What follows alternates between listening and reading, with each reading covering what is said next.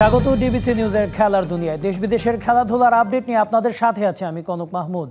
নির্ধারিত সময়ের একদিন আগেই আজ ঢাকায় আসছে চ্যাম্পিয়ন্স ট্রফি ট্যুরের অংশ হিসেবে দুটি দেশ ঘুরে ঢাকায় আসবে ট্রফিটি। থাকবে 13ই ডিসেম্বর পর্যন্ত। সোমবার দুপুর 1টায় ঢাকায় অবতরণ করলেও এদিন থাকবে না ট্রফি ট্যুরের কোনো কর্মসূচি।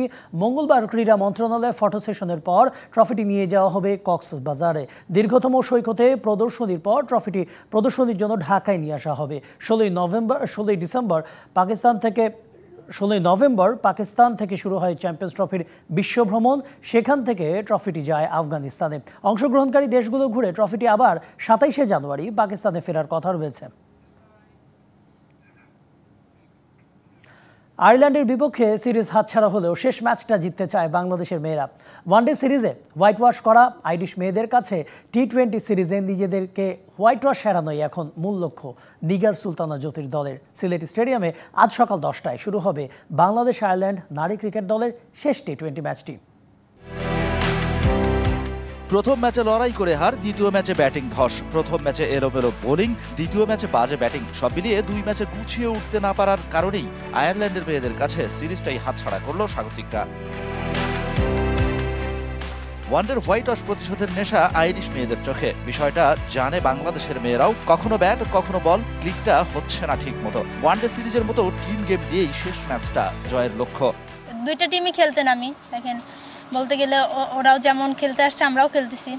সো হয়তো বা আমরা একটু বা ওদের থেকে পিছিয়ে ছিলাম। আমরা যদি নিজেদের রোলটা প্লে করতে পারি অবশ্যই আমরা নিজেদের বেটার অপশন আছে।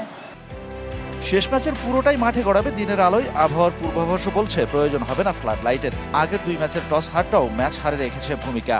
অ্যাডভান্টেজ বলতে আমরা ফ্ল্যাট লাইটেও খেলি, আবার আপনার সকালেও খেলি। এটা কোনো ইস্যু মনে করছি না আমি আসলে, কারণ আমরা একটা অ্যাজ এ প্লেয়ার হিসাবে আমাদেরকে সব কিছুতেই হ্যান্ডেল করতে হয়।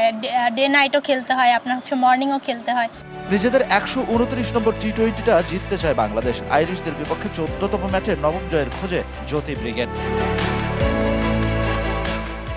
শেষ ভালো যার সব ভালো তার। যদিও আগের দুই ম্যাচে সেই ভালোটা দেখাতে পারেনি কিংবা দেখতে পারেনি বাংলাদেশের মেয়েরা, তবে প্রত্যাশা শেষ ম্যাচটা জিতে হোয়াইট ওয়াশের লজ্জা থেকে নিজেদেরকে বাঁচানোর। Shahan Papon, DBC news, Sylhet. দলীয় পারফরমেন্সের কারণে এসেছে যুব এশিয়া কাপে টানা দ্বিতীয় সাফল্য, বললেন ফাইনাল ও টুর্নামেন্ট সেরা ইকবাল হোসেন ইমন। বললেন শুধু দলের ক্রিকেটাররাই নয়, এই সাফল্যের পেছনে আছে টিম ম্যানেজমেন্টের সঠিক পরিকল্পনার অবদান। আসলে টিম ওয়াইজ আমরা অনেক ভালো খেলেছি, আর টিমের বর্নিংটা আসলে আমাদের অনেক ভালো ছিল। যেমন আমরা যেই খেলে 15 জন ছিলাম, 11 জন ভিতরে খেলছি, 4 জন বাইরে ছিল। ওরা অনেক আমাদের সাপোর্ট করেছে। আর 11 জনের একটাই বিশ্বাস ছিল, শুধু 11 জনের না, আমাদের 15 জনের একটা বিশ্বাস ছিল যে আমরা আজকে জিতবো ইনশাআল্লাহ। আর এই জায়গায় আমাদের টিম ম্যানেজমেন্ট অনেক সাপোর্ট করেছে আমাদের। মিরপুরে উন্মোচিত হলো এনসিএল টি20 টুর্নামেন্টের ট্রফি। 8 বিভাগ ও ঢাকা মেট্রো সহ 9 দল নিয়ে হবে এবারের আসর। ট্রফি আনভেইলিং এর পর হয়েছে ক্যাপ্টেন্স ফটোশুট। সিলেটে বুধবার থেকে শুরু হবে এই আসর। বিপিএল এর আগে আরও একটা টি20 টুর্নামেন্ট ক্রিকেটারদের জন্য নিশ্চয়ই বাড়তি পাওয়া। পুরো আসর হবে সিলেটে, ঢাকায় শুধুই ট্রফি আনভেইল। আয়োজনে ভিন্নতা দেওয়ার জন্য চেষ্টা করেছেন আয়োজকরা। প্রত্যেক দলের ক্যাপ্টেন কিংবা প্রতিনিধি বাংলাদেশের মানচিত্রে পাজেল পূরণ করে শুরু হয় অনুষ্ঠান।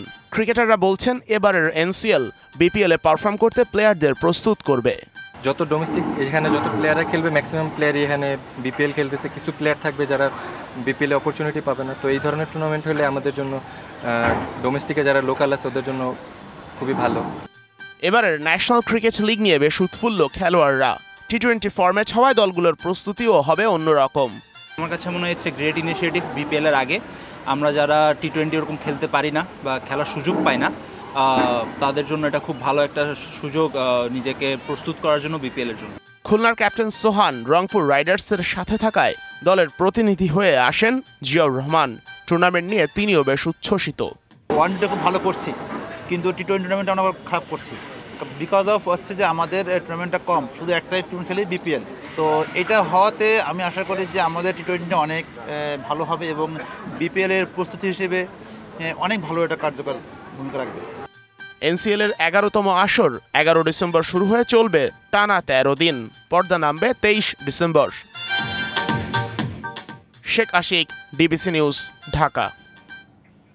ক্রিকেটার কিংবা মেন্টর যে কোনো পরিচয়ে হোক মাশরাফিকে সিলেট স্ট্রাইকারে দেখতে চান চার দেশের ক্রিকেট ভক্তরা। তাদের মতে দলের সাথে ম্যাচের সম্পৃক্ততা মানেই উজ্জীবিত সিলেট স্ট্রাইকার্স।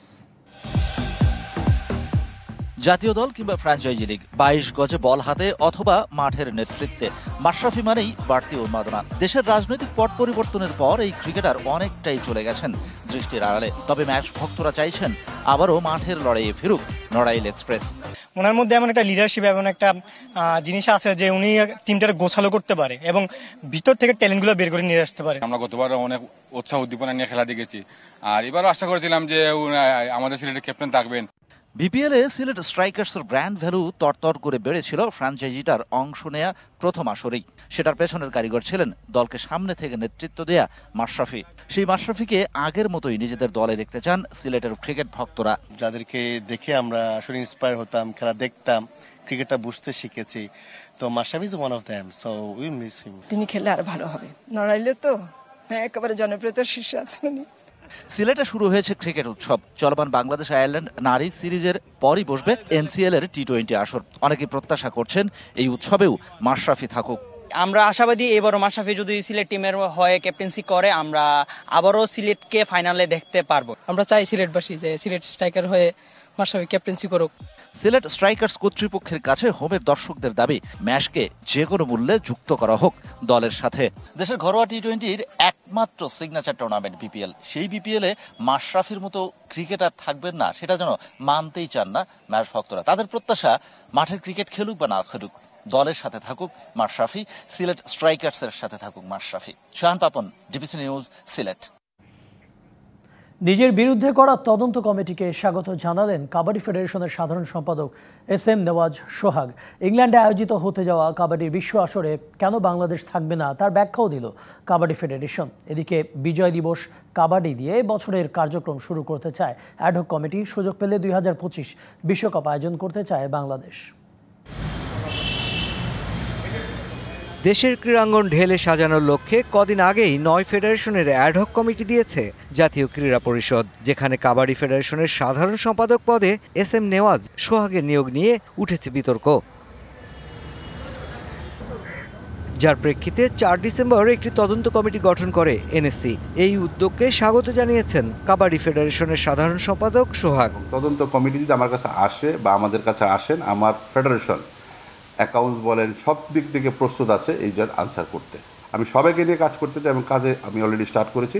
জাস্ট গ্রাউন্ড ওয়ার্কটা আমি করছি। আমার প্রেসিডেন্ট যখন আমাদেরকে টেবিলে বসবেন আমি একটা অ্যানাউন্সমেন্ট আপনাদেরকে দিব এবং এইসব যত কিছু হচ্ছে এগুলো নিয়ে আমি সময় নষ্ট করতে রাজি না। আগামী বছরই ইংল্যান্ডে বসতে যাচ্ছে কাবাডির বিশ্ব আসর, যেখানে অংশ নিচ্ছে না বাংলাদেশ। বিষয়টি নিয়ে সংবাদ এসেছে দু একটি গণমাধ্যমেও, কিন্তু এমন সুযোগ কেন হাতছাড়া করছে বাংলাদেশ? মাদার কনসার্ন হচ্ছে AKF IKF, আমরা তাদের সাথে অ্যাফিলিয়েটেড।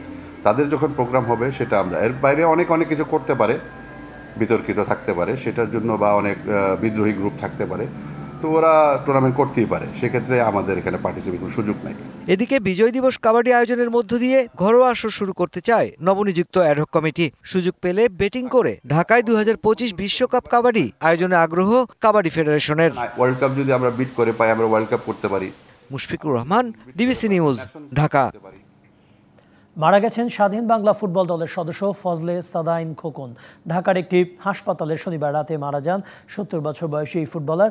বার্ধক্যজনিত নানা রোগে ভুগছিলেন সাদাইন খোকন।